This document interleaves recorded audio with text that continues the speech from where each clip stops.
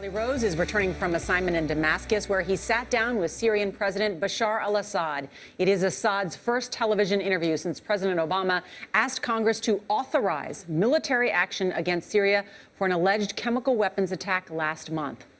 The White House says more than 1,400 people died in the attack, including 400 children.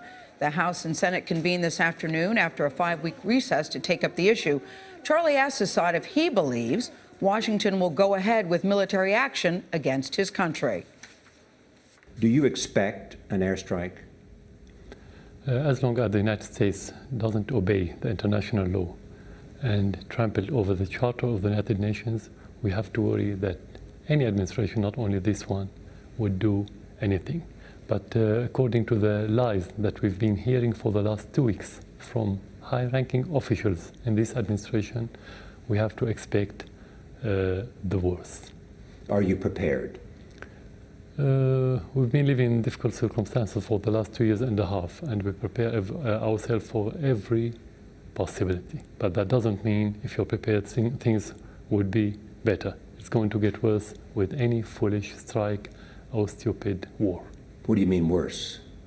Worse because of the repercussions, because nobody can tell what the repercussion of the first strike, or you're talking about one region, bigger region. It's not only about Syria, it's interlinked region, it's intermingled, interlocked, whatever you want to call it. If you strike somewhere, you have to expect the repercussions somewhere else in different forms, in a way that you don't expect. Are you suggesting that if in fact there's a strike, there would be repercussions against the United States from your friends in other countries like Iran or Hezbollah or others? Yeah, as I said, it may take different forms, direct and indirect. Direct when people want to retaliate, or governments. Indirect when you're going to have instability and the spread of terrorism all over the region that will influence the West directly. Have you had conversations with Russia, with Iran, with Hezbollah about how to retaliate? We don't discuss this issue as a government, but we discuss the repercussions, which is more important because sometimes repercussions could be more destroying than the strike itself. Any American strike will not destroy as much as the terrorist has destroyed in Syria. So sometimes repercussions could be many doubles the strike itself. But some have suggested that it might tip the balance in the favor of the rebels and lead to the overthrow of your government. Exactly. Any strike will be as direct support to Al-Qaeda offshoot that's called Al-Nusra, Jabhat al-Nusra, and the Islamic State of Iraq and Syria. You're right about this. It's going to be direct support. This is about chemical warfare, and let's talk about that. Do you approve of the use of chemical warfare? What do you mean? The use of chemicals, deadly chemicals? Do I think that we have to use or No, do you think that it is an appropriate tool of war to use chemicals? The chemical? Yes. We are against any WMD, any weapons of mass destruction, whether chemical or nuclear. And so you're against the use of chemical warfare? Yeah, it's not only me. As a state, as a government, in 2001, we proposed to the United Nations a proposal to empty or to get rid of every WMD in the Middle East. And the United States stood against that proposal. So this is our conviction and policy. But you're not a signatory to the chemical warfare not yet. agreement. Not Why yet. not?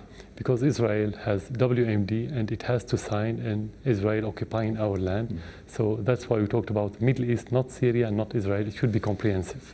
Do you consider chemical warfare equivalent to nuclear warfare?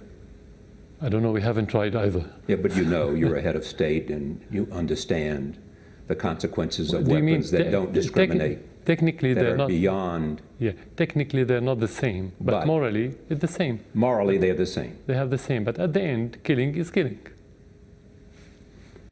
An incredible interview by Charlie, and yet Syria has a very large stockpile of chemical weapons, according to multiple intelligence communities around the world. I think, as John Miller pointed out, this is in part propaganda, too, by the Syrian president. He says that military airstrike, he said, will be direct support to the al-Qaeda offshoot. In the full interview that you will see tonight on PBS, you will see Charlie press President Assad very hard just how many of these rebels, these opposition, are actually al-Qaeda. He's very matter of fact and very in control. And I think for many in the American public, this is the first time we've ever heard him speak. And he's making it clear that he says he didn't do it, that he had nothing to do with the chemical release. You have a very soft-spoken guy who at least seems, outward appearances, to be non-threatening, who's making these not-so-subtle threats and very dangerous statements. I think that separation in this interview is striking. We're going to see more of that. And he's clearly paying attention to what we're doing here in the United States. In our next half hour, Assad tells Charlie what he says to those who call him a butcher.